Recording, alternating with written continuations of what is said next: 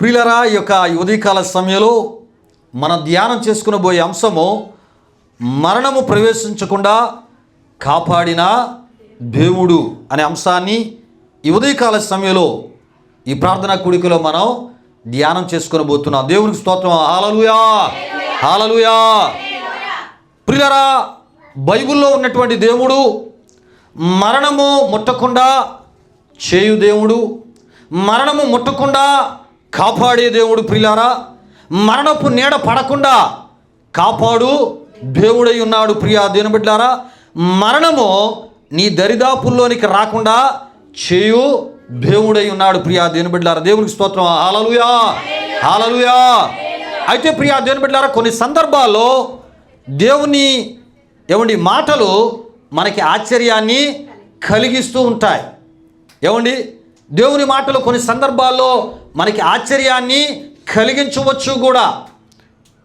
ఇలా జరుగుతుందా అనేటటువంటి ఆ ఒక ఆలోచనలు మనలో కరుగుతూ ఉంటాయి. దేవుడు మరణము నుండి కాపాడుతాడా?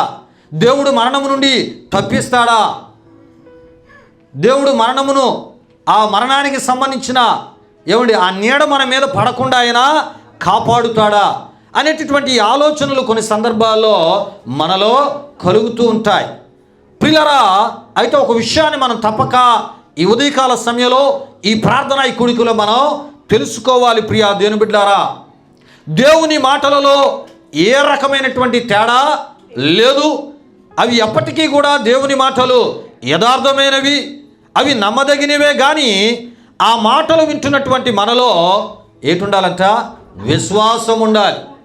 మనలో విశ్వాసము కలగాలే తప్ప దేవుడు ఇలా కూడా చేయగలడా? ఇది దృశ్యమైన వారికే అసాధ్యమో, మరి అలాంటప్పుడు అదృశ్యమైనటువంటి దేవునికి సాధ్యమేనా అనేటటువంటి సందేహాలు, అనుమానాలు అవిశ్వాసములు మనలో కలుగుతూ ఉంటాయి. ప్రియులారా, గమనించండి. అయితే వీటిని జయించాలి అంటే దేవుని మాటలు మాత్రమే మనకు సహాయము చేయగలవు. దేవుని యొక్క వాక్యము వినుట ద్వారా మాత్రమే ఆ అనుమానాలను జయించగలం, సందేహాలను జయించగలం, అవిశ్వాసాన్ని మనం జయించగలం. ప్రియా దేవుని బిడ్డలారా, దేవునికి స్తోత్రం. హల్లెలూయా, హల్లెలూయా. ఎందుకంటే ప్రియా దేవుని బిడ్డలారా, దేవుడు మరణము ముట్టకుండా, దేవుడు మరణపు నీడ పడకుండా, మరణము మన దరిదాపుల్లోనికి రాకుండా చేయగలిగినటువంటి శక్తి దేవునిలో ఎందుకు ఉందో ఈ విషయాలు మనం తప్పక తెలుసుకోవాలి. మరణము దేవునికి ఎందుకు భయపడుతుంది? మరణము దేవుని దగ్గర ఎందుకు వణుకుతూ ఉంటుంది? మరణము దేవుని దగ్గర ఎందుకు లోబడవలసిన పరిస్థితి వస్తూ ఉంటుంది? ఈ విషయాలు మనం ఆలోచన చేస్తున్నప్పుడు ప్రియులారా, మరణము పుట్టిందే పాపములోంచి. మరణ ప్రారంభము ఆజ్ఞాతిక్రమ పాపములోంచి అని మనం తప్పక తెలుసుకోవాలి. ఈ విషయాన్ని అపోస్తలుడైన పౌలు గారు రోమీయులకు రాసిన పత్రిక 3వ అధ్యాయం 23లో ఆయన అంటాడు, పాపము వల్ల వచ్చు జీతము మరణము. మరణము ఎక్కడి నుండి పుట్టింది? మరణము దేని నుండి పుట్టింది? మరణము ఎవరి ద్వారా పుట్టింది అంటే ప్రియులారా, మరణాన్ని పుట్టింపజేసిందే పాపం. ఆ పాపానికి మూలమైన వాడు ఎవరు అంటే అపవాది, సాతాను, దేవుని యొక్క శాశ్వత విరోధైన సాతానుగాడు. ప్రియులారా, మరి దేవునికి ఎందుకు మరణము భయపడుతూ ఉంటుంది? ప్రియులారా, గమనించండి. దేవుడు పరిశుద్ధుడు. పరిశుద్ధతను మరి దేవుని యొక్క వాక్యంలో మనం చూస్తే పాపం ద్వారా మరణమని చెప్పారు, కానీ పరిశుద్ధతను బట్టి మరణమని బైబిల్లో చెప్పట్లేదు. అర్థమవుతుందా? పాపం వల్ల మరణము మనిషికి వస్తుంది తప్ప పరిశుద్ధతను బట్టి మరణము కాదు. ఎందుకో తెలుసా ప్రియా దేవుని బిడ్డలారా, పాపము అపవాదికి చెందింది. పాపానికి మూలమైన వాడు అపవాది. పాపమే మరణాన్ని లోకములోనికి తీసుకొని వచ్చింది.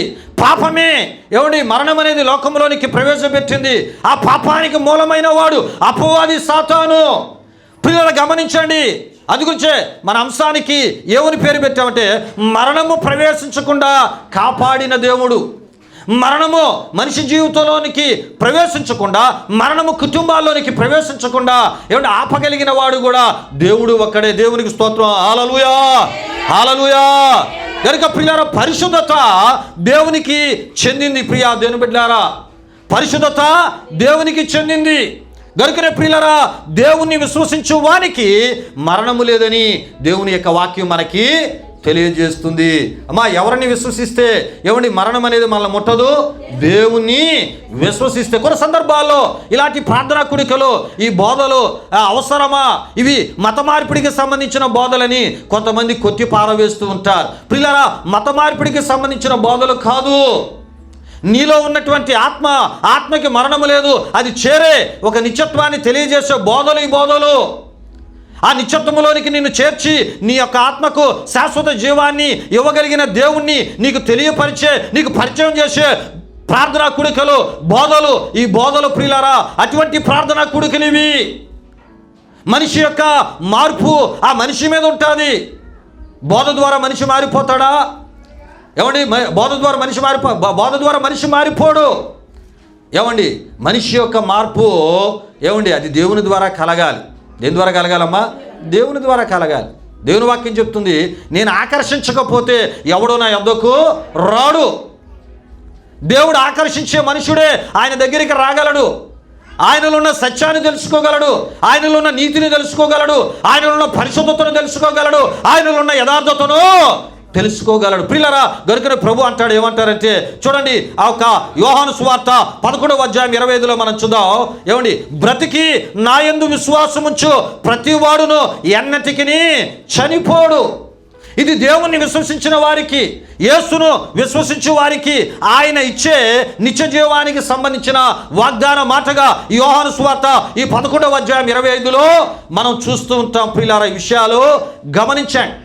దేవుని యొక్క చేతిలోనే మరణము యొక్కయు పాతాళలోకపు యొక్కయు తాళపు చెవులు ఉన్నాయి అని ప్రకటన గ్రంథంలో 1:18లో మనం చూస్తూ ఉంటాం. ప్రియులారా, గనుకనే యేసు ప్రభువారు అన్నారు. గనుకనే యేసు ప్రభువారు ఏమన్నారంటే, నేనే జీవము అన్నారు. దేవునికి స్తోత్రం చెప్పండి అమ్మా. హల్లెలూయా. నేనే జీవము. దేవునిలో జీవమున్నది, మరణము కాని జీవమున్నది.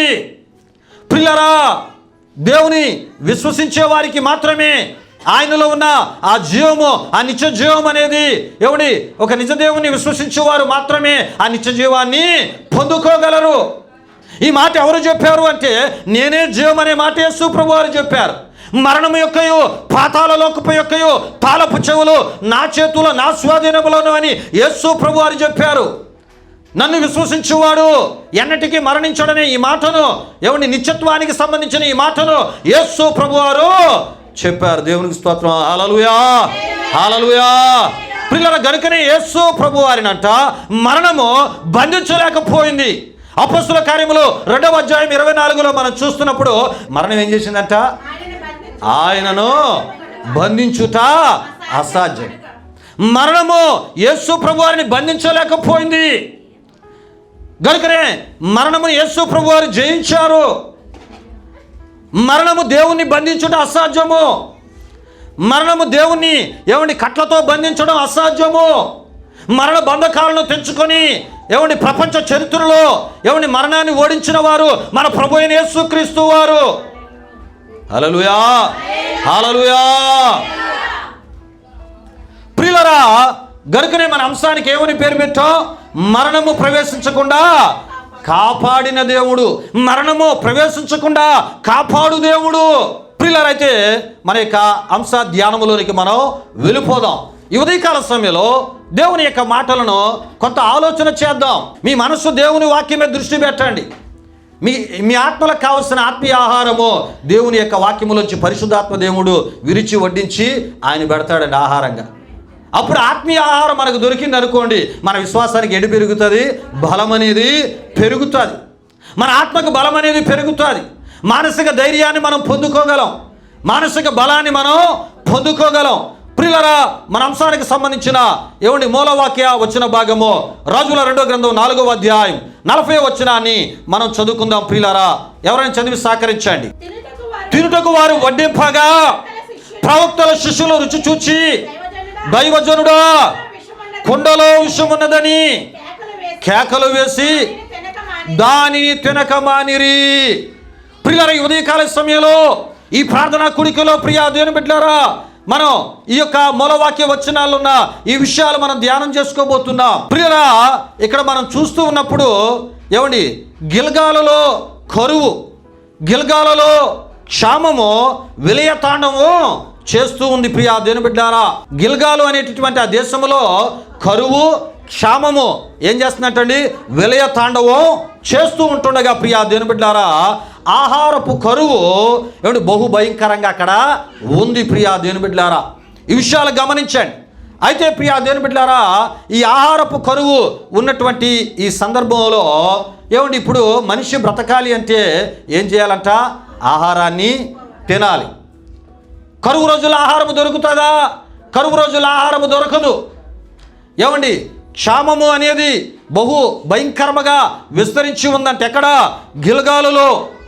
అయితే ప్రియులారా, మరి తిందామని ఏం చేశారంట, ఏమండి, ఒక వెర్రి తీగ, ఏమండి ఆ తీగకు కాయు, ఏమండి కొన్ని కాయలు ఒక వ్యక్తిలో ఏం చేశాడంటే ఒక పరిచారకుడు తీసుకొని వచ్చాడు. ప్రవక్త అయిన ఎలీషా మాట మేరకు ఈ కరువు కాలములో, ఈ క్షామము కాలములో ఏమండి ఎలీషా ప్రవక్త అక్కడికి వెళ్ళాడు. ఆయన ఎందుకు వెళ్ళాడో మనం తెలుసుకోబోతున్నాం. అయితే ప్రియులారా, ఎలీషా ప్రవక్త అక్కడికి వెళ్ళిన తర్వాత అక్కడున్న ఒక పరిచారకునితో చెప్తున్నాడు, ఇగో నువ్వేం చేయాలంటే, ఇగో ఇక్కడ ఉన్నటువంటి ప్రవక్తల శిష్యులందరూ కూడా, మరి ఈ శిష్యులందరూ కూడా మరి భోజనము తిన్నట్లు వారికి ఏమండి భోజనము సిద్ధపరచాలి. అయితే ఆహారము లేదు కనుక మనం ఏం చేయాలి, నువ్వేం చేయాలంటే, ఆహారము లేదు కనుక నువ్వేం చేయాలంటే, ఇగో నీవు ఈ విధమైనటువంటి ఒక ప్రయత్నాన్ని నీవు చేయి అని ఒక పరిచారకునికి ఆ ఒక భోజనాన్ని ఏర్పాటు చేసే, ఆ ఆహారాన్ని ఏమండి ఏర్పాటు చేసే ఆ పనిని ఎలీషా ప్రవక్త అప్పగించారు. అయితే ప్రియులారా, ఇప్పుడు ఈ పరిచారకుడు ఏం చేస్తున్నాడంటే, ఏమండి ఒక పొలములోనికి వెళ్ళాడు. ప్రియులారా, ఆ పొలములోనికి వెళ్ళినప్పుడు అక్కడ ఒక వెర్రి తీగ, ఏమండి ఆ తీగకు ఆయా కాయలు ఉన్నాయి. ప్రియా దేవుని బిడ్డలారా, వాటిని సేకరించి ఏమండి ఆ ఒక ఆకులను అదే విధముగా దాని కాయలను ఏం చేశాడంటే ప్రియా దేవుని బిడ్డలారా, మరి వంటకంగా సిద్ధపరిచే పనిని ఆయన చేశాడు. ప్రియులారా, అయితే ఇక్కడ జరిగిన విషయం ఏంటంటే, ఆ ఒక ఆకులు, ఆ ఒక కాయలు అవి విషపూరితమైనవి. ప్రియా దేవుని బిడ్డలారా, విషయాలు గమనించండి. అయితే ప్రియా దేవుని బిడ్డలారా, ఏమండి కరువు కాలం, క్షామకాలం, ఆహారము దొరకలేనటువంటి పరిస్థితులు, ఇలాంటి పరిస్థితుల్లో ఏమండి ఎలీషా మాట మేరకు ఈ పరిచారకుడు ఏం చేశాడు, పొలములోనికి వెళ్ళి ఏమండి ఒక తీగె, అంటే ఒక పిచ్చ తీగ, అది ఆహారమునకు యోగ్యమైనది కాదు. ఆ తీగను ఏమండి తీసుకొని దాని ఆకులు, దాని యొక్క కాయలను కూడా తీసుకొని వచ్చాడు. ప్రియులారా, తినాలనే ఆశ అయితే ఉంది కానీ తెచ్చినటువంటి ఆహారము తినడానికి యోగ్యమైనది కాదు. ప్రియులారా, ఇలాంటి పరిస్థితులు ఏమండి కొంత నిరాశ నిస్పృహలకు ప్రవక్తల శిష్యులను గురి చేయటను మనం చూస్తూ ఉంటాం. ఇలాంటి పరిస్థితులు ఆహారం తిందాం అనుకున్నారు, దాన్ని సిద్ధపరిచే పని ఒక వ్యక్తి చేశాడు. అయితే ప్రియులారా, తిందాం అనుకునేటప్పటికీ ఆ ఆహారం ఎటువంటిదంట, విషపూరితమైనది, అది తినడానికి యోగ్యమైనది కాదు. ప్రియులారా చూడండి, ఏమండి ఒక రకమైనటువంటి నిరాశ నిస్పృహలకు ఈ యొక్క శిష్యులు ఏమండి గురయ్యారు. ప్రియా దేవుని బిడ్డలారా, ఈ విషయాలు గమనించండి. అయితే ప్రియా దేవుని బిడ్డలారా, ఈ కరువు ఎటువంటిదో మనం తెలుసుకోవాలి.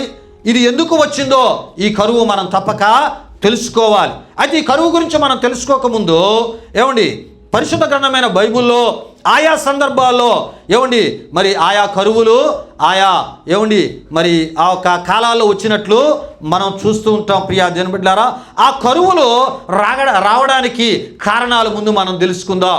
అప్పుడు ఎలీషా ప్రవక్త కాలంలో కరువు ఎందుకు వచ్చిందో అప్పుడు మనం తెలుసుకుంటే చాలా విషయాలు మనకి తెలియపరచబడతాయి. హల్లెలూయా చెప్పండి, హల్లెలూయా. పిల్లరా, అబ్రాహాము కాలములో ఏమండి అబ్రాహాము కాలములో ఏమండి ఒక కరువు వచ్చిందట. అది ప్రకృతిలో కలిగిన మార్పుల ద్వారా కలిగిన కరువు. ఈ కరువు అబ్రాహాము ప్రయాణాన్ని వేరే స్థలమునకు ప్రయాణింపజేసింది. అది అబ్రాహామునకు మేలే చేసింది తప్ప అబ్రాహాముకి ఏ నష్టమో కలుగు చేయలేదు. కొన్ని కరువులు ఏం చేస్తాయంటమ్మా, మనకి మేలే చేస్తాయి తప్ప ఏ రకమైన కీడు చేయవు. అబ్రాహాముకి మేలే చేసిందంట ఆ కరువు. ఈ విషయాలు ఆదికాండం 12వ అధ్యాయం 10 నుండి 20 వరకు మనం చూస్తూ ఉంటాం. ప్రియులారా, ఇస్సాకు కాలములో ఏమండి ఒక కరువు వచ్చింది. ఈ కరువు ఎందుకు వచ్చింది? ఇస్సాకు కాలములో ఇస్సాకు ఎవరి మధ్య నివాసం చేస్తున్నాడంటే ఫిలిస్తీయుల మధ్య నివాసం చేస్తున్నాడు. ప్రియులారా, ఫిలిస్తీయులు దైవ భయము లేనివారు, దైవ భక్తి లేనివారు.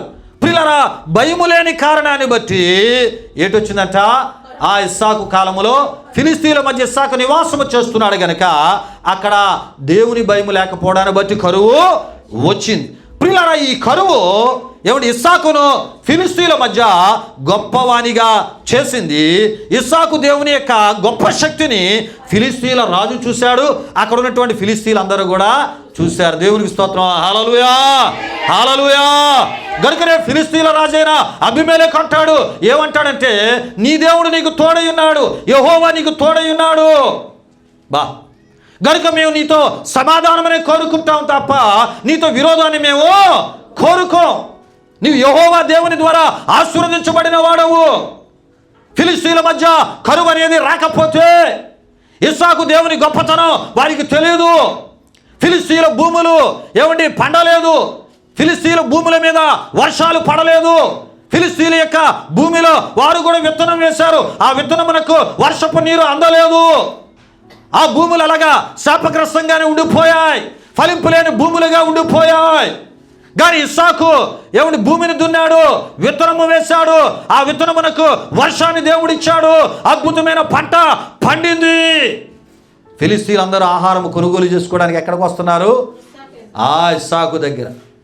కరువులో అద్భుతాన్ని చేసి ఇస్సాకు విశ్వసించిన దేవుడు ఎంత గొప్పవాడో ఫిలిస్తీయులకు తాను ఇస్సాకును కరువు కాలములో దీవించి, ప్రియా దేవుని బిడ్డలారా, ఫిలిస్తీయులు కూడా ఇస్సాకు దేవుని గొప్పతనాన్ని తెలుసుకునేటట్లు, ఫిలిస్తీయుల రాజు ఇశ్రాయేలు దేవుని గొప్పతనాన్ని తెలుసుకునేటట్లు దేవుడు ఇస్సాకును అక్కడ ఆశీర్వదించాడు. అంటే కరువు, ఇస్సాకు కాలంలో వచ్చిన కరువు ఇస్సాకుకి మేలు చేసిందా కీడు చేసిందా?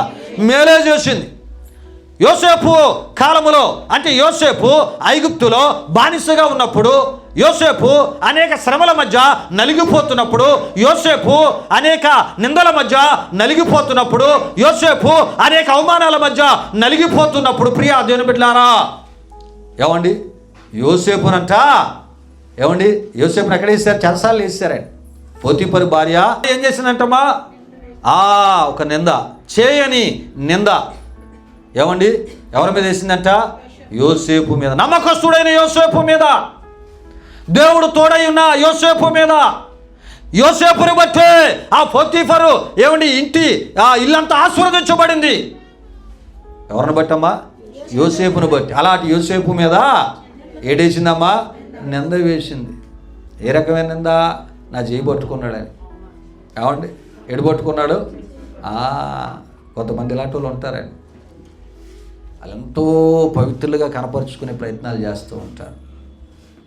ఏమండి బలహీనుల దగ్గర అలా ఉండరండి, బలహీనుల దగ్గర అలా ఉండరు. బలంగా ఉండి ఆధ్యాత్మికంగా ఉన్న వాళ్ళ దగ్గర వాళ్ళని తప్పుపట్టడానికి కొన్ని మార్గాలు కొంతమంది ఏం చేస్తారు? ఎంచుకుంటూ ఉంటారు. యోసేపు ఎంతో నమ్మకస్తుడుగా ఉన్నాడు. యోసేపు నమ్మకత్వాన్ని బట్టి యోసేపుని ఏం చేశాడంటే ఏమండి పోతీఫరు ఏం చేశాడంట? ఆ ఇల్లంతటి మీద అధికారం ఇచ్చాడండి. అల్లులు చెప్పండి అమ్మా. కానీ ఇది చూసి వారవలేని ఏమండి ఒక పోతీఫరు భార్య ఏం చేసిందంట? ఏమండి వేరే మార్గాన్ని ఎంచుకుందంట. ఆమె బలహీనురాలు, ఆ బలహీనమైన స్థితిని కూడా ఆమె ఉపయోగించింది. ఏదేమైనా ఆ పరిస్థితులు యోసేపుని ఎందలోకి తీసుకెళ్ళాయంట? చెరసాలలోనికి. ఏ తప్పు చేయలేదు, ఏ పాపం చేయలేదు, ఆమె చేయిని ముట్టుకోలేదు, ఆమెని చెరపలేదు, అసలు ఆమె మీదే ఆయనకి మనసే లేదు. యోసేపు దేవునికి భయపడి జీవించేవాడు.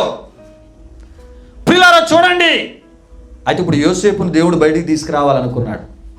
ఫరోకి ఏటిచ్చాడంట? కళ. ఇప్పుడు ఆ కళాభావాన్ని ఎవరు చెప్పాలి? యోసేపే చెప్పాలి, మిగతా ఎవరు కూడా చెప్పలేరు. కానీ ప్రియా దేవుని బిడ్డలారా, ఆ కళాభావంలో 7 సంవత్సరాల సమృద్ధి అని ఆహారం పండుతుంది, 7 సంవత్సరాలు కరువు.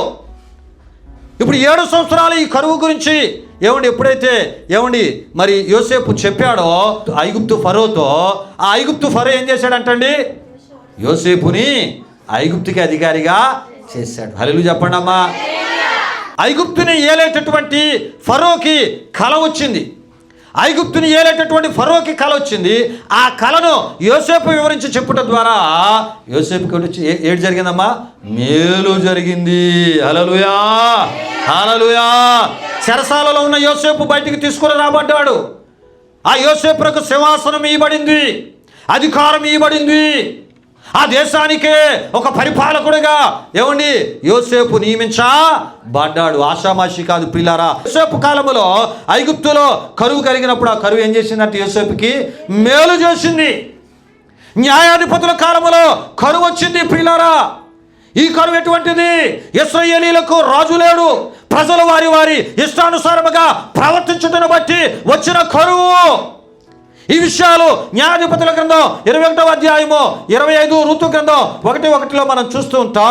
పిల్లలు, నేను యోసేపు గురించి చెప్పిన విషయాలు ఆదికాండం 41వ అధ్యాయము మొదలు 47వ అధ్యాయం వరకు కూడా మీరు చదివితే ఈ విషయాలు మీకు తెలియపరచబడతాయి. ఇప్పుడు నేను చెప్తున్నటువంటి విషయాలు న్యాయాధిపతుల కాలంలో కరువు ఇశ్రాయేలుకు వచ్చింది. ఆ కరువు ఎందుకు వచ్చిందంట? వారికి రాజు లేకపోవడాన్ని బట్టి, పరిపాలకుడు లేకపోవడాన్ని బట్టి ప్రజలందరూ ఏం చేస్తున్నారంట? వారి వారి ఇష్టానుసారముగా ప్రవర్తించుటను బట్టి కరువు వచ్చిందంట. ఈ విషయాలే న్యాయాధిపతుల గ్రంథం 21వ అధ్యాయం 25, ఋతు గ్రంథం 1:1 మనం చూస్తాం. ఈ కరువు వచ్చిన సందర్భంలోనే యోధా సంతతికి చెందిన యోధా కుటుంబము బెత్లెహేమును విడిచి మోయాబు దేశానికి ప్రయాణమై, శాపగ్రస్తమైన దేశానికి ప్రయాణమై ఒక దీవెనకరమైన స్థలము నుండి వెళ్ళిపోయారంట. ఎవరు? Elimelech, Naomi. అక్కడికి వెళ్ళిన తర్వాత వారు సర్వాన్ని కోల్పోయారు. అమ్మా, కొన్ని కరువులు వచ్చేటప్పుడు ఇలాంటి పరిస్థితులు కూడా ఎదురవుతాయి. కొన్ని కరువులు ఏం చేస్తాయంట? అమ్మా, సర్వాన్ని కోల్పోయేటట్లు చేస్తాయి. కానీ కొన్ని కరువులలో నీవు కూడా తీసుకున్న నిర్ణయాల మీద నీ యొక్క సమృద్ధి, నీ యొక్క ఆశీర్వాదము ఆధారపడి ఉంటుంది. హల్లెలూయా చెప్పండి. హల్లెలూయా. ప్రియులారా, అయితే రాజైనటువంటి దావీదు కాలములో 3 సంవత్సరాలు దేశాన్ని విడవకుండా కరువు వచ్చిందంటాడు. సమూయేలు 2వ గ్రంథం 21వ అధ్యాయముల విషయాలు మనం చూస్తాం. ఈ కరువు ఎందుకు వచ్చిందంటే ఇశ్రాయేలు మొదటి రాజు అయినటువంటి సౌలు కుటుంబీకులు చేసిన నరహత్యలను బట్టి వచ్చిన కరువు. ఎవరిని నరహత్యలు చేశారు? ఎవరిని హత్యలు చేశారు అంటే గిబియోనీలను హత్యలు చేశారు. ఒక దేశంలో కరువు వచ్చింది అంటే ఇన్ని కారణాలు ఉంటాయి. ప్రియరా, రాజైన దావీదు కాలములో దేశాన్ని విడవని 3 సంవత్సరాలు విడవకుండా కరువు విలయ తాండవం చేసింది. ఈ కరువుకు కారణమేంటని రాజైనటువంటి దావీదు దేవుని యొద్ద విచారణ చేయగా దేవుడు అంటూ ఉన్నాడు, దావీదు, ఈ కరువు కారణం ఎవరో తెలుసా? ఇగో సౌలు కుటుంబీకులు వాళ్ళు ఏం చేశారో తెలుసా? ఇశ్రాయేలీలతో నిబంధన చేసుకొని ఇశ్రాయేలు మధ్య ఉండేటటువంటి నమ్మకంగా ఉండేటటువంటి మరి గిబియోనీలను వారు చంపివేస్తున్నారు. యోధా వారు విస్తరించబడాలి, యోధా ప్రజలు విస్తరించబడాలి, గిబియోనీయులు తగ్గించబడాలి. యోధా వారి యందు ఆసక్తి కలిగిన ఇశ్రాయేలు మొదటి రాజైన సౌలు గిబియోనీయుల యొక్క సంతతి విస్తరించకుండా, వారి సంఖ్య పెరగకుండా యోధా వారి యందు, యోధా జాతి యందే శ్రద్ధ కలిగి గిబియోనీయులు ఏం చేసేవాడంట? హత్యలు చేస్తూ వారిని చంపి వారి సంఖ్యను తగ్గించే పనిలో ఉండేవాడంట. ఎవరంట?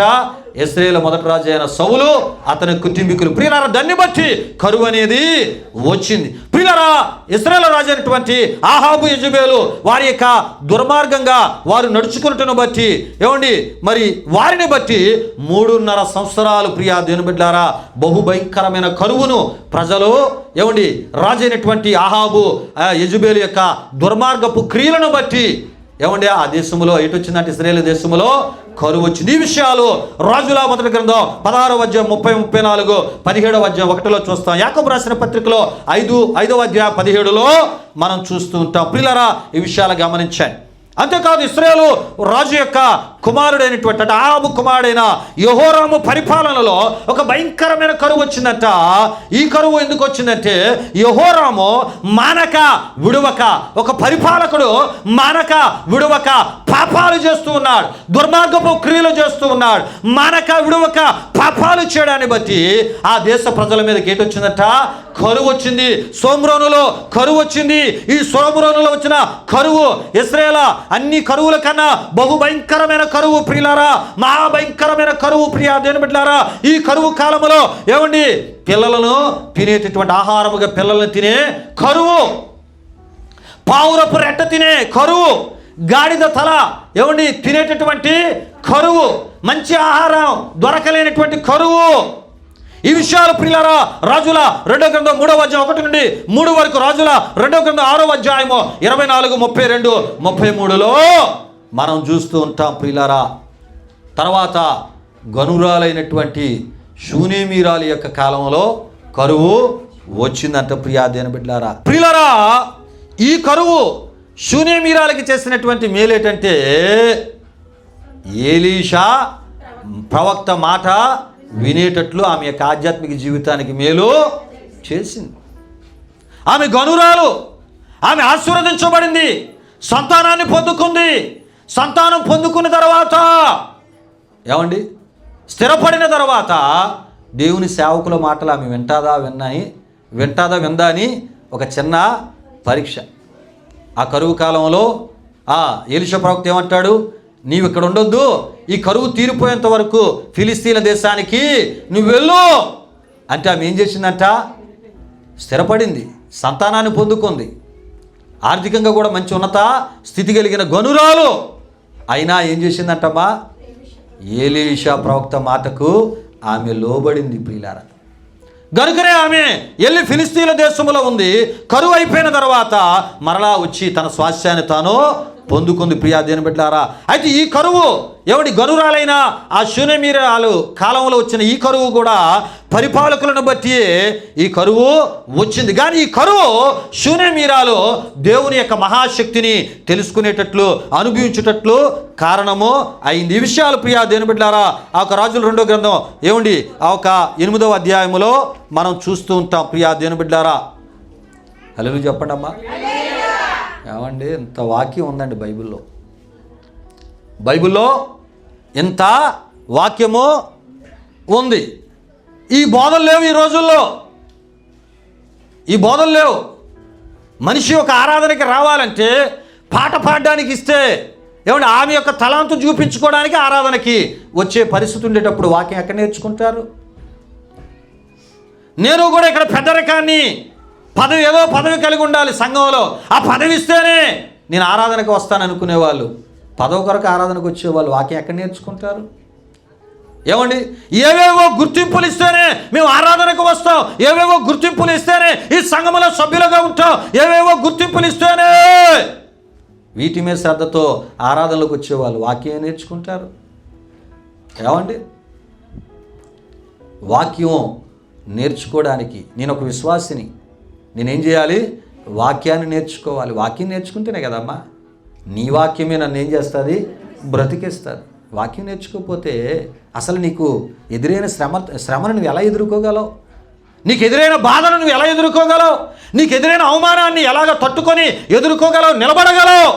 నీకు ఎదురైన నిందను ఎలా నీవు ఎదుర్కోగలవు, దాంట్లో నిలబడగలవు? నీకు ఎదురైన శోధనలను ఎలా నువ్వు తట్టుకోగలవు? నీకు ఎదురైన శోధనలను నువ్వు ఎలాగా ఏమండి వాటిని ఎదుర్కొని నిలబడగలవు? నీకు ఎదురయ్యే ఏమండి ఆర్థిక సమస్యలను తట్టుకొని నువ్వు ఎలా నిలబడగలవు? ఏమండి వాక్యమే నిన్నేం చేస్తుంది? వాక్యం నేర్చుకుంటే పరిస్థితులన్నీ ఎదుర్కొనేటట్లు చేస్తారు. ఒకవేళ వాక్యాన్ని మనం నేర్చుకోకపోతే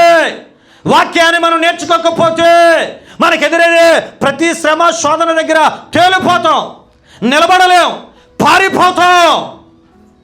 ఏమండి తేలిపోతాం, పారిపోతాం, నిలబడలేమండి. వాక్యం నేర్చుకుంటేనే అప్పుడు మనం నిలబడగలం. ఏమండి ఆ ఎదురయ్యే పరిస్థితులను జయించగలం, మన విశ్వాస జీవితాన్ని ముందుకి కొనసాగించగలం. దేవునికి స్తోత్రం. హల్లెలూయా, హల్లెలూయా. అయితే ప్రియ దేవుని బిడ్డలారా, ఇంతకీ ఎలీషా ప్రవక్త ఆ ప్రవక్తల శిష్యుల కాలంలో వచ్చిన గిల్గాలులోని కరువు ఎందుకు వచ్చింది? ఇది మన ప్రశ్న. చెప్తారమ్మా ఎందుకు వచ్చిందో?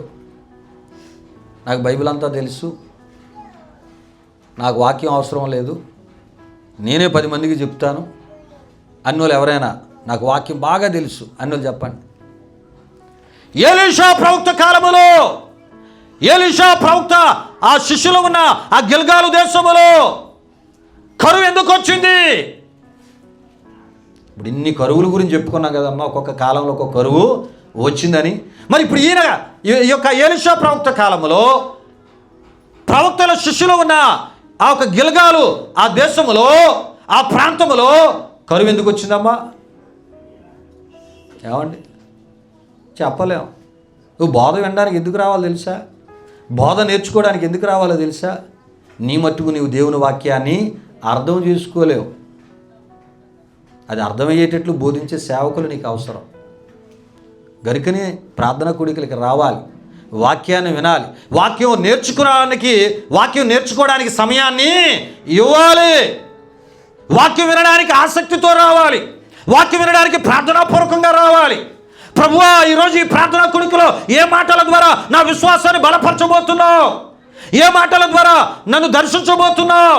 నాలో ఉన్న ఆధ్యాత్మిక లోటుపాటులను ఏ ఒక్క వాక్యాల ద్వారా సరిచేయబోతున్నావు? ఇంకా నాలో ఉన్న ఏ లోటుపాటులను నీ వాక్య వెలుగులోంచి నాకు తెలియపరచబోతున్నావు? తెలియపరచు నాయనా. నీ దాసుని వాడుకో ప్రభువా, ఈ దాసుని బలముగా అభిషేకించి వాడుకో అని ప్రార్థన చేసి ప్రార్థనాపూర్వకంగా రావాలి ప్రియులారా. అప్పుడే ప్రభు నీతో మాట్లాడుతాడు. ప్రియులారా, ఎలీషా ప్రవక్త ఏమండి మరి ఆయన యొక్క శిష్యులు ఏమండి గిల్గాలులో ఉన్నప్పుడు ప్రియా దేవుని బిడ్డలారా వచ్చినటువంటి ఈ కరువు ఏమండి దేవుని ప్రవక్తల విశ్వాసానికి పరీక్షకు సంబంధించిన కరువు అయి ఉన్నది.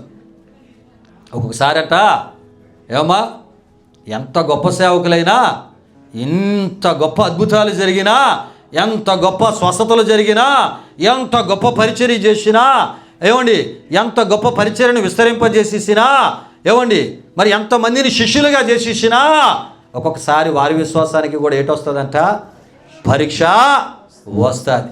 ఇప్పుడు ప్రియులారా ఎలీషా ప్రవక్తకు ఏటంట పరీక్ష. దేనికి పరీక్ష? విశ్వాసమునకు పరీక్ష. అక్కడున్న ఏమండి గిల్గాలలో ఉన్నటువంటి ఏమండి ఆ ఒక శిష్యులకు ఏటంట పరీక్ష, వారి విశ్వాసానికి కూడా పరీక్ష. ఇంకా అప్పుడే వాళ్ళు శిష్యరకాన్ని పొందుతున్నారు, ప్రవక్తల శిష్యులుగా వారు శిష్యరకాన్ని పొందుతున్నారు, వారు ధర్మశాస్త్రాన్ని నేర్చుకుంటున్నారు, ప్రవక్తకు సంబంధించినటువంటి ఏమండి బోధ నేర్చుకుంటూ ఉన్నారు.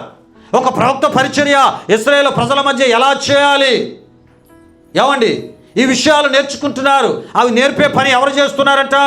ఎలీషా ప్రవక్త చేస్తూ ఉన్నాడు. ప్రియులారా, ఈ విషయాలు గమనించాను. గనుకనే ఎలీషా ప్రవక్తల శిష్యులకు గిల్గాలులో ఏమండి ఏటొచ్చిందంట? కరువు వచ్చింది, క్షామం వచ్చింది. ఆ విశ్వాసానికి పరీక్ష అక్కడ ఎదురైంది. ప్రియా దేవుని బిడ్డలారా, ప్రవక్తల శిష్యులకు విశ్వాసానికి పరీక్ష సంబంధించినటువంటి కరువు దేవుడు అక్కడ అనుమతించాడు. ఈ కరువులో అద్భుతాలు జరిగాయి. ఈ అద్భుతాలు దేవుడే చేశాడు. కారణం ఏంటంటే ప్రవక్త శిష్యుల యొక్క విశ్వాసాన్ని పరీక్షించడానికే దేవుడి కరువును పంపించాడు. ప్రియులారా, ఈ విషయాలు గమనించండి.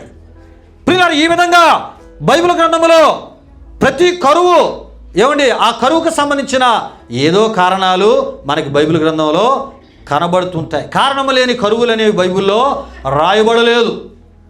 ఒక కరువు అనే ఏమండి సందర్భం రాయబడి ఉందంటే దానికి కారణం అనేది పరిశుద్ధ గ్రంథమైన బైబిల్ వివరముగా మనకి తెలియపరుస్తుంది. ప్రియులారా, కనుక ఇశ్రాయేలీయులు దేవుని ధర్మశాస్త్రానికి అవిధేయులైనప్పుడు దేవుడే కరువును పంపించిన సందర్భాలు ఉన్నాయి. వారు రాజులు దుర్మార్గంగా దేవుని దృష్టికి నడుచుకున్నప్పుడు ప్రియా దేవుని బిడ్డలారా, దేవునికి ఇష్టమైనటువంటి పరిపాలన చేయక దేవుని ప్రజలను దేవునికి విరోధులుగా నడిపిస్తున్న కాలములో ఏటొచ్చిందంట? కరువు వచ్చింది. ప్రియులారా, దేవుడే కొన్ని సందర్భాల్లో ఆయన ప్రజలను, ఆయన ప్రవక్తలను వారి విశ్వాసాన్ని పరీక్షించుటకు కరువులు పంపినటువంటి సందర్భాలు పరిశుద్ధ గ్రంథమైన బైబిల్లో మనకు కనబడతాయి. దేవునికి స్తోత్రం. హల్లెలూయా, హల్లెలూయా. అయితే ప్రియులారా, ఇంతకీ గిల్గాలులో ఎలీషా ప్రవక్త పరిచర్య ముగించుకొని గిల్గాలులో మరలా ఆయన పరిచర్య చేయడానికి, ఎవరి మధ్య పరిచర్య చేయడానికి మరి ప్రవక్తల శిష్యులుగా శిష్యరకాన్ని పొందేటటువంటి అక్కడ ఒక బైబిలు కళాశాల ఉందంటండి. ఎక్కడ? గిల్గాలులో. గిల్గాలు ఏంటుందంట? ఆ బైబిల్ కళాశాల. అంటే మన యొక్క భాషలో మనం చెప్పుకుంటున్నాం. ప్రియులారా, అక్కడ ఒక టీచింగ్ చేయడానికి, ప్రవక్త తర్ఫీదు ఇవ్వడానికి ఎలీషా ప్రవక్త గిల్గాలుకు ఆయన వెళ్తూ ఉన్నాడు. ప్రియులారా, అప్పటికే గిల్గాల్లో ఉన్న ఆ శిష్యరకాన్ని పొందుతున్న ప్రవక్తలైన శిష్యులు, శిష్యరకాన్ని, ప్రవక్తకు సంబంధించిన శిష్యరకాన్ని పొందుతున్నటువంటి ఆ ఒక ప్రవక్త శిష్యులు అక్కడ ఉన్నారంటే. ఎక్కడ? గిల్గాలులో. ఈ విషయం ప్రియులారా రాజుల 2వ గ్రంథం 4:38 మనం చూస్తూ ఉంటాం. ప్రియులారా, విషయాలు గమనించండి. అంటే గిల్గాలులో ప్రవక్తల శిష్యులకు సంబంధించిన ఒక పాఠశాల ఉంది. ప్రియులారా గమనించండి. అంటే మన భాషలో మనకు అర్థం అవ్వాలి అంటే ప్రియులారా బైబుల్ తర్ఫీదు ఇచ్చే బైబుల్ కళాశాల లాంటి ఒక కళాశాల ఎక్కడుందంటండి? గిల్గాలులో ఆ రోజుల్లో ఉంది. ప్రియులారా గమనించండి. అంటే గిల్గాలులో దేవుని యొక్క ప్రవక్తలు దేవుని యొక్క ప్రవక్తలను తయారు చేసే ఒక కళాశాల అనేది, ఒక పాఠశాల అనేది ఉంది ప్రియులారా. గనుక ప్రవక్తల శిష్యులు అధిక సంఖ్యలో ఉన్నారంటే. ఎక్కడ? గిల్గాలులో. ఎలీషా ప్రవక్త కూడా వారికి బోధించుటకు ఆయన ఎక్కడికి వెళ్ళారంట? గిల్గాలుకు వెళ్ళారు. ప్రియా దేవుని బిడ్డలారా, గనుకనే ఇది దేవుని ప్రవక్తల విశ్వాసానికి కలిగిన పరీక్ష సంబంధమైనటువంటి కరువు అని మనం చెప్పుకోవడం జరుగుతుంది. ప్రియా దేవుని బిడ్డలారా, దేవునికి స్తోత్రం. హల్లెలూయా, హల్లెలూయా. ఎలీషా ప్రవక్త వచ్చేసరికి ప్రవక్తల శిష్యులు కరువులో నలిగిపోతూ ఉన్నారంటే. ఎక్కడ? గిల్గాలులో. అయితే ఎలీషా ప్రవక్త అక్కడ ఉన్న పనివానితో లేక పరిచారకులతో ఇలా అంటూ ఉన్నాడు. ఏమని అంటున్నాడంటే, నీవు ఒక పెద్ద కొండ పొయ్యి మీద పెట్టి ప్రవక్తల శిష్యులకు కూర వంట చేయమని చెప్పాడంటాడు. అయితే అదే పనిలో భాగంగా అతడు ఏం చేశాడంటే మరి ఒకనికి పొలమునకు పంపి అక్కడ నుండి కూరకు సంబంధించిన ఆకుకూరలు తెమ్మని చెప్పగా అతడు వెళ్ళి ఏం చేశాడంటండి, వెర్రే ద్రాక్షల తీగల వాటి యొక్క గుణం ఎరుగక ఆ ఆకులను, వాటికి సంబంధించినటువంటి కాయలను తెచ్చి ఎలీషా ప్రవక్త మొదట ఏ వ్యక్తికైతే చెప్పాడో, ఏ పరిచారకునికైతే చెప్పాడో అతనికి అందజేశాడని. అందజేస్తే ఆ ఒక మొదట ఎలీషా ప్రవక్త చెప్పిన ఆ పరిచారకుడు ఏం చేశాడంట? కూర వంటకము ఏం చేశాడంట? చేశాడు. ప్రియా దేవుని బిడ్డలారా, ఈ విషయాలు గమనించండి. అంటే ఎలీషా ప్రవక్త చెప్పిన వంట చేయమని ఆ ఒక భోజనాన్ని సిద్ధపరచమని చెప్పింది ఎవరికంట? ఒక పరిచారకునికి చెప్పాడు. ఆ పరిచారకుడు వేరే వ్యక్తికి చెప్పాడు. ఆ వేరే వ్యక్తి ఏం చేశాడంటండి, ఒక వెర్రి ద్రాక్ష ఆ ఒక తీగె, దాని ఆకులు, దాని యొక్క కాయలు ఏం చేశాడంట? దాని గుణం ఎరుగక తీసుకుని వచ్చాడు. తీసుకుని వచ్చి ఏం చేశాడంటే ఆకులు తీశాడు, ఆ కాయలను ఏం చేశాడంట? ముక్కలు చేసి ఈ యొక్క ఖాళీ కుండగా ఉన్న పెద్ద కుండలో వేసి దాన్ని వండడం ప్రారంభించాడు. ప్రియా దేవుని బిడ్డలారా, ఈ విషయాలు గమనించాడు. మొత్తానికి వండాడు. వండిన తరువాత తినుటకు ఏం చేస్తున్నాడంట? వడ్డింపగా ప్రవక్తల శిష్యులు దాన్ని ఏం చేశారంటే రుచి చూసినప్పుడు అది విష సంబంధమైన కూరగా చెప్పగా మిగతా వారందరూ ఏం చేశారంట? వెంటనే అప్రమత్తం అయ్యారంట, జాగ్రత్త పడ్డారు. అయితే ఎలీషా ప్రవక్త అంటాడు, కొంత పిండిని తీసుకురండి అని చెప్పి దానిని ఏం చేస్తారంటండి ఎలీషా ప్రవక్త ఆ ఆకుకూర కొండలో వేయగా ప్రియా దేవుని బిడ్డలారా విషము పోయి ఆ ఆకుకూర తినుటకు యోగ్యముగా మారిపోయిందంటండి. హల్లెలూయా చెప్పండి అమ్మా, హల్లెలూయా. ఆ పెద్ద కుండలో వేయబడిన ఆకుకూర, ఆ కాయలు అవి విషపూరితమైనవే. కానీ పిండి ఎప్పుడైతే ఎలీషా ప్రవక్త చెప్పినట్లు వేశారో వెంటనే ఏటైపోయిందంటండి? తినుటకు యోగ్యమైనది. నిజంగా భయంకరమైన కరువు అండి, భయంకరమైన క్షేమము. ఏమండి, ఆరోగ్యకరమైన ఆహారము దొరకలేని పరిస్థితి ఎలీషా ప్రవక్త చెప్పాడు. కానీ ఎలీషా ప్రవక్త ఏమండి ఆ విశ్వాసం ఇక్కడ మనకు కనబడుతుందని. ఈ కరువు సందర్భంలో ఎలీషా ప్రవక్త విశ్వాసము మనకు కనబడుతుంది. ఎలీషా ప్రవక్త విశ్వాసము ఎంత గొప్పదో, ఎంత బలమైనదో మనకిక్కడ కనబడుతుంది. ప్రియా దేవుని బిడ్డలారా, బోధించే సేవకుడు విశ్వాసము కలిగి ఉండాలి. బోధించే సేవకురాలు విశ్వాసాన్ని కలిగి ఉండాలి. బోధ ఏమండి విశ్వాస సంబంధమైన బోధగా ఉండాలి. వాక్యాన్ని వినడానికి వచ్చే విశ్వాసుల విశ్వాసాన్ని బలపరిచే బోధగా ఉండాలి. విశ్వాసమును పెంపొందించే బోధలుగా ఉండాలి. ఏమండి, సేవకురాల్లోనే విశ్వాసం లేకపోతే, బోధించే వాళ్ళలోనే విశ్వాసం లేకపోతే, ఆ బోధన వినడానికి వచ్చే విశ్వాసం ఎక్కడ ఉంటుంది చెప్పండి అమ్మా? ఇప్పుడు ఎలీషా ప్రవక్తలో ఏటుందమ్మా? విశ్వాసం. కరువు కాలమే, క్షామము కాలమే, కానీ దేవుడు ఇక్కడున్న శిష్యులందరికీ, వారితో పాటు నాకు కూడా తినడానికి ఆహారం ఇవ్వబోతున్నాడు. దేవుడు ఏదో అద్భుతాన్ని చేయబోతున్నాడు. ప్రియా దేవుని బిడ్డలారా, ఎందుకంటే దేవుడు చేసిన ఎన్నో అద్భుత కార్యాలను ఎలీషా ప్రవక్త ప్రత్యక్షంగా చూశాడు. ఎలీషా ప్రవక్త ప్రత్యక్షంగా చూశాడు, అనుభవించాడు. కనుక ప్రియులారా, ఈ సందర్భంలో కూడా ఈ గిల్గాలలో వచ్చిన క్షామము, కరువు, ఇక్కడ కూడా దేవుడు ఏదో అద్భుతాన్ని చేస్తాడు. అద్భుతాన్ని ఆయన చేయబోతున్నాడు. ఒక గొప్ప అద్భుతాన్ని చూడబోతున్నాం అనే ప్రియా దేవుని బిడ్డలారా, విశ్వాసమును ఆయన కలిగి ముందుకి వెళ్ళాడు. ప్రియులారా, ఆ విశ్వాసమే ఏమండి ఒక గొప్ప అద్భుతాన్ని అక్కడ చేసింది. ప్రియా దేవుని బిడ్డలారా, హల్లెలూయా చెప్పండి. హల్లెలూయా. ఈ విషయమే యోహాను రాసిన మొదటి పత్రిక 5:4 ఉంటుంది. ఏమండి, దేవుని ఎడల మనకున్న విశ్వాసం దేనినైనా జయించినట్లు చేస్తుంది, అద్భుతాలు కూడా చేస్తుంది. అక్కడ ఏమని ఉంటుందంటే, లోకమును జయించిన ఏమండి ఆ ఒక ఏమండి విజయము విశ్వాసం.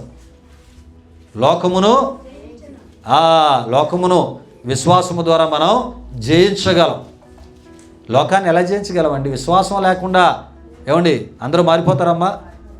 ముందు మనకు విశ్వాసం ఉంటే, విశ్వాసంతో విత్తనాలు జల్లితే, వాక్యాన్ని జల్లితే అది అనేకుల్లో కార్యసిద్ధి చేసి ఏమండి అనేకులను ప్రభు కొరకు మనం సంపాదించాలి. ప్రకటించే, బోధించే మనకే విశ్వాసం లేనప్పుడు, విత్తనాలు ఏమండి వాక్యమనే విత్తనాలు జల్లే మనలోనే విశ్వాసం లేనప్పుడు, నేను ఈ విత్తనాలు జల్లుతున్నాను, అద్భుతమైన ఆత్మల పంట నేను చూడబోతున్నానని విశ్వాసముతో నువ్వు వాక్యాన్ని విత్తగలిగినప్పుడే కదా ఆత్మల పంట చూడగలవు. ఆశ ఉంది, గొప్ప సేవ చేయాలి. ఆశ ఉంది, విస్తారమైన ప్రజల మధ్య వాడబడాలి. ఆశ ఉంది, గొప్ప గొప్ప వేదికల మీద వాడబడాలి. ఆశ ఉంది. ఏమండి, అనేక సంఘాలను కట్టాలి. ఆశ ఉంది, అనేక సేవకులను పోషించాలి. ఆశ ఉంది, అనేకులను ప్రభు యొక్క సేవకులుగా తయారు చేయాలి. ఆశ ఉంది, వెధవరాండ్రులను పోషించాలి. ఆశ ఉంది, దిక్కులేని వారిని ప్రయోజకులుగా చేయాలి. దిక్కులేని వారిని పోషించాలి. ఆశ ఉంది, మెడికల్ కాలేజీలు కట్టించి ఉచిత వైద్యం అందించాలి. ఆశ ఉంది, సామాన్యులకు సంక్షేమ సంబంధించిన అనేక మేలుకరమైన పనులు చేయాలి. ఆశ ఉంది. ఏమండి, దేవుని యొక్క సువార్త ఏమండి అనుదినము కూడా ప్రకటన చేయాలి. కానీ ఏటి కావాలంటే ఈ అన్నిటికీ విశ్వాసము కావాలి. విశ్వాసం అంతా ఏమండి లోకాన్ని జయించే ఆ గొప్ప కృపను మనకిస్తారు. విశ్వాసము లేకపోతే లోకాన్ని జయించలేవు. విశ్వాసము లేకపోతే ఒక ఆత్మను నువ్వు రక్షించలేవు. విశ్వాసము లేకపోతే నీ బోధలో బలం ఉండదు, నీ బోధలో శక్తి ఉండదు. విశ్వాసం ఏమండి, ఈ విశ్వాసం కూడా ఎవరి ఎడల ఉండాలి? మనుషుల ఎడల కాదమ్మా, దేవుని ఎడల ఉంటేనే అద్భుతాలు మనం చూస్తాం. హల్లెలూయా చెప్పండి. హల్లెలూయా, హల్లెలూయా. ఇక్కడ విషం అమృతంగా మారిపోయిందండి. విషం పోయి ఆ కూరకు మంచి రుచి వచ్చింది. దానిలో ఉన్న జబ్బు పోయింది, జబ్బును కలిగించే గుణం పోయింది. అది తినడానికి ఆరోగ్యకరమైన ఆహారముగా మారిపోయింది. దాని యొక్క ప్రయాసం వృధా కాలేదు. ఏమండి, అది పారవేశారా, తిన్నారమ్మా? ఏమండి, వెళ్ళినవాడు, తెచ్చినవాడు, వండినవాడు, వడ్డించినవాడు ఎవరు ప్రయాసం వృధా కాకుండా అది తినడానికి ఆరోగ్యకరంగా మార్చబడింది అంటే అమ్మా, ఇందులో ప్రధాన పాత్ర పోషించే కొన్ని ఆధ్యాత్మిక విషయాలు ఉన్నాయి. ఏంటి విషయాలంటే ప్రియులారా, ఏమండి, ఎలీషా ప్రవక్త వండమని పరిచారికుడితో చెప్పాడు. ఎవరితో చెప్పారండమ్మా?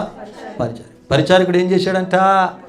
అయ్యా, కరువు, క్షామము, మనం తినదగిన ఆహార పంటే లేని పరిస్థితి, ఇప్పుడు ఎక్కడికి వెళ్ళి నేను ఆహారాన్ని తెస్తానయ్యా అన్నాడా? ఏం చేశాడంటమ్మా? విధేయత చూపాడండి. ప్రవక్త మాటకి ఏం చేశాడమ్మా? విధేయత చూపాడు. ప్రియులారా, అంతేకాదు అక్కడ మనం చూస్తాం పరిచారకునిలో కూడా ఏటుంది? విశ్వాసం ఉంది. ఎవరిలో ఉందమ్మా? విశ్వాసం, విధేయత ఉంది, విశ్వాసం ఉంది. అయితే వెళ్ళినవాడు ఒక వ్యక్తిని వండమన్నాడు. ఈ వండమని వ్యక్తి ఏం చేశాడంటే ఇంకొకటి చెప్పాడంట. ఏమండి, ఆ చెప్పినోడు కూడా ఏం చేశాడంట? విశ్వాసముతో వెళ్ళాడంటాడు. చెప్పినోడు కూడా ఈ వండమని చెప్పిన వ్యక్తి మాటకేటయ్యాడు? విధేయత చూపాడు. ప్రియులారా గమనించండి, ప్రియులారా ఈ విషయాలు మనం కొద్ది లోతుకెళ్తే ఇక్కడ రెండు విషయాలు ప్రధాన పాత్ర పోషిస్తున్నాయి.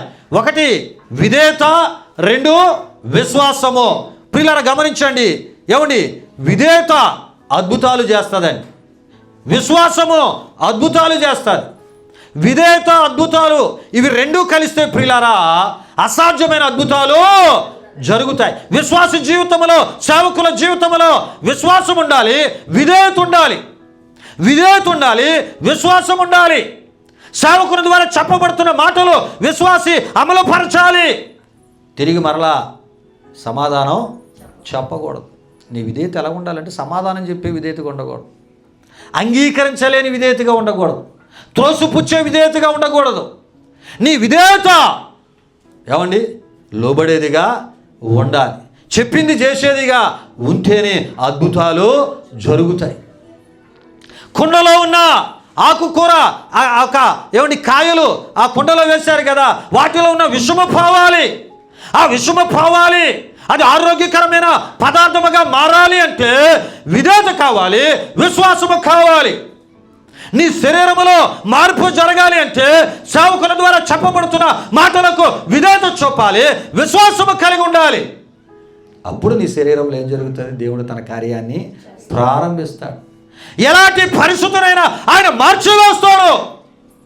నీ శరీరానికి ఆరోగ్యాన్ని ఇస్తాడు. ప్రియులారా గమనించండి, దేవుని యొక్క ప్రవక్త చెప్పేటటువంటి ప్రతి ఒక్క మాటకు ఏం చేయాలంట? విధేయత చూపితే విషం కూడా ఎలా మారిపోద్దంట? అమృతంగా మారిపోద్దండి. అల్లులు చెప్పండి, విషము అమృతముగా మారిపోద్ది. ఏమండి, విషం ఎలా మారిపోద్దంట? అమృతంగా మారిపోద్ది. ప్రియులారా గనుక ఇక్కడ అద్భుత కార్యం జరగడానికి ఈ యొక్క కూరలో ఏటుందంట? విషం ఉంది. అది అమృతముగా, అది ఏమండి తినడానికి యోగ్యమైన దానిగా అది మారిపోవడానికి ఎటువంటి ఆత్మీయత ప్రధాన పాత్ర పోషించిందంట? ఎలీషా ప్రవక్త యొక్క విశ్వాసం. విశ్వాసముతో ఆయన చెప్పిన మాటకి పరిచారకుడు విధేయత చూపాడు. అమ్మా, ఆ పరిచారకుడు చెప్పిన ఇంకొక వ్యక్తి కూడా విధేయత చూపాడు. ప్రియులారా గమనించండి, సేవకునిలో విశ్వాసం ఉండాలి, సేవకుని కుటుంబంలో విశ్వాసం ఉండాలి, సంఘములో విశ్వాసం ఉంటేనే అద్భుతాలు జరుగుతాయి, అసాధ్యమైన కార్యాలు జరుగుతాయి. సేవకులలో విధేయత ఉండాలి, సేవకుల కుటుంబాల్లో విధేయత ఉండాలి, విశ్వాసుల కుటుంబాల్లో కూడా విధేయత ఉంటే విశ్వాసము విధేయత ఎక్కడైతే కలుస్తాయో అక్కడ మహా అద్భుతాలు జరుగుతాయి. విశ్వ వాతావరణం ఏంటవుతుంది? అక్కడ నుండి పారిపోద్ది. అక్కడ పరిస్థితులు అమృతంగా మారిపోతాయి, రుచికరముగా మారిపోతాయి, ఆరోగ్యకరముగా మారిపోతాయి, ఆశీర్వాదకరముగా మారిపోతాయి, దీవెనకరముగా మారిపోతాయి. ఎప్పుడంట? విశ్వాసము విధేయత. ప్రియులారా గిల్గాలులో కరువు అయితే విలయ తాండవం చేస్తుంది, కానీ ప్రియులారా ఎలీషా ప్రవక్త చెప్పిన మాట అక్కడ ఏం చేసిందంట? అద్భుతాన్ని చేసి ప్రవక్తలు శిష్యులందరూ కూడా కడుపు నిండా ఆ రోజు ఆహారం తిన్నారు. ప్రియా దేవుని బిడ్డలారా, సరైన తిండి లేని కరువు అండి. అలాంటి కాలంలో దేవుడు ఏం చేశాడంట? మంచి ఆహారం కడుపు నిండా దేవుడు అనుగ్రహించాడు. ఎంత గొప్ప దేవుడు అండి. ప్రియులారా గమనించండి, ఎలీషా ప్రవక్త సమయోచితమైన ఒక మాట చెప్పారంట. ఏమండి? ఆ కూర వండిన తర్వాత వడ్డిస్తూ ఉన్నప్పుడు ఏమండి, కొంతమంది ఇలా నాలుగుకి పెట్టుకున్న వెంటనే వాళ్ళు ఏమన్నారంట ప్రవక్తల శిష్యులు, అయ్యా చేదు, ఇది విషపూరితమైన ఆకులు, విషపూరితమైన కాయలు, ఇవి తింటే మనం చనిపోతాం, ఇవి తింటే ఒక రకమైన విషపూరితమైనవి, ఇవి మనకి చాలా మన ప్రాణానికి నష్టాన్ని కలుగు చేస్తాయి, మన ప్రాణానికి కీడు చేస్తాయి, మరణము మన శరీరంలోనికి ప్రవేశిస్తుంది అంటే ఎలీషా అన్నాడంటే, ఎలీషా ప్రవక్త ఏమమ్మా, ఎలీషా ప్రవక్త ఏమన్నాడంట? కొంత పిండి. ఎలీషా ప్రవక్త ఏమన్నాడమ్మా? కొంత పిండి తీసుకొని రండి. చూసారా? ఆ పిండిని ఆకుకూరలో ఆ కాయలు, తరిగిన కాయలు ఆ విషపూరితమైన వంటకములు వేసినప్పుడు అది అమృతంగా మారిపోయిందండి.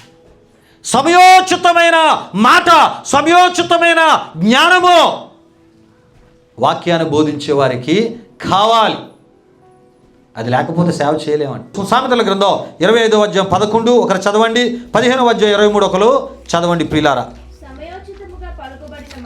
సమయోచితముగా పలుకుబడిన మాట చిత్రమైన వెండి పల్లెములో ఆ బంగారపు పండ్లు వంటిది. సమయోచితమైన ఏమండి మాట. ఎలీషా ప్రవక్త ఏం చేశాడమ్మా? సమయోచితమైన మాట. అయ్యో కొంత పిండి తీసుకొని రండి, ఆ పిండి అందులో వేయండి, అదేమీ విషం కాదు, అదేమీ చేయదు, దాని గుణాన్ని మార్చిపోతుంది, అమృతంగా రుచిగలదగా, మనకి కీడు కలగకుండా, మన శరీరంలోనికి మరణము ప్రవేశించకుండా దాని యొక్క గుణాన్ని, విషపు గుణాన్ని విరిచివేయబోతుంది. ఏ గుణానమ్మా? విషపు గుణాన్ని విరిచివేయబోతుంది. ప్రియా దేవుని బిడ్డలారా, అంత గొప్ప అద్భుతం అండి. ఏమండి? 15:23 చదివారు ఎవరైనా? సమయోచితమైన మాట ఎంత మనోహరము. సందర్భం సమయోచితంగా కొన్ని మాటలు మనం చెప్పాలి. సందర్భం ఒకటై ఇంకొక మాట మనం చెప్పకూడదు. సమయోచితమైన మాటలు మనం చెప్పాలి. కాలాన్ని బట్టి, మారుతున్న కాలాన్ని బట్టి దేవుని వాక్యాన్ని ప్రజలకి అందించేటటువంటి అభిషేకమో ప్రభు సేవకులకు, సేవకురాలకు తప్పనిసరి అవసరం. కాలం ఒకలాగా మారింది, బోధ వేరే రీతిలో ఉంటే ఏ ఆత్మ కూడా విశ్వాసంలో బలపడలేదు, ఏ వ్యక్తి సరిచేయబడలేదు. ప్రియుల విషయాలు గమనించాయి. కనుక మరణము ప్రవేశించకుండా కాపాడిన దేవుడు. ప్రవక్తల శిష్యుల్లోనికి, వారి శరీరంలోనికి మరణము ప్రవేశించకుండా, ప్రవక్త శరీరంలోనికి మరణము ప్రవేశించకుండా కాపాడిన దేవుడు. ఒకసారి కొంతమంది కీడు చేసే మనుషులు ఉంటారండి. ప్రాణాలు తీసే వంటకాలు వండకపోయినా తాత్కాలిక బాధలు, సమస్యలు అనుభవించే రీతిలో కొన్ని వంటకాలు కొంతమంది చేసి కొంతమంది మీద వారికి ఉన్నటువంటి ఏదో రకమైన ద్వేషమో, పగో, కక్షో ఏదో దాన్ని బట్టి ఏం చేస్తుంటారు? ఆ రకంగా కొంతమందిని బాధలకు గురి చేస్తారు. అలాంటివి కూడా మనకి ఏ రకమైన కీడు హాని చేయలేవండి. ఏమండి? అలా చేద్దాం అనుకున్న వారి యొక్క ఆహార పదార్థాలు కూడా దాన్ని ఏం చేస్తాడంటే, దానికి ఉన్న మనకి నష్టాన్ని కలుగు చేసి ఏది దానిలో ఉన్న ఆ గుణాన్ని ఏం చేస్తారంట? ప్రభు తీసివేసేస్తారు. హల్లెలూయా చెప్పండి. హల్లెలూయా. మన ప్రాణాలకు నెమ్మదినిచ్చే దేవుడు, మన ప్రాణాలకు సమాధానం ఇచ్చే దేవుడు, మరణము మన శరీరములోనికి ప్రవేశించకుండా కాపాడే దేవుడు. నిజమే, ప్రవక్త శరీరములోనికి ఆ విషపూరితమైన ఆహారము ద్వారా మరణము ప్రవేశించకుండా దేవుడు ఏం చేశాడు? కాపాడి అక్కడ పరిస్థితిని దేవుడు మార్చివేశాడు.